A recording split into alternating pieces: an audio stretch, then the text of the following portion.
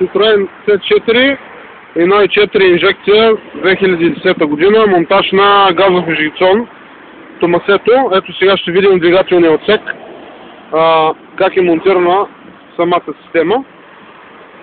Ето вижте, в левия край на двигателя е монтиран редукторът и рейката, съответно, до смукачване колектори.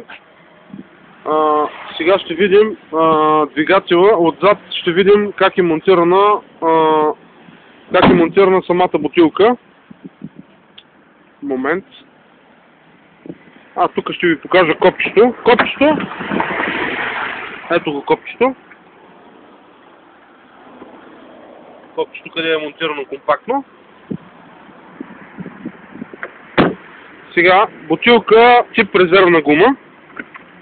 Ето, вижте къде е монтирана бутилката, на компактно място, и по този начин багажникът остава празен и може да се слага багаж допълнителен.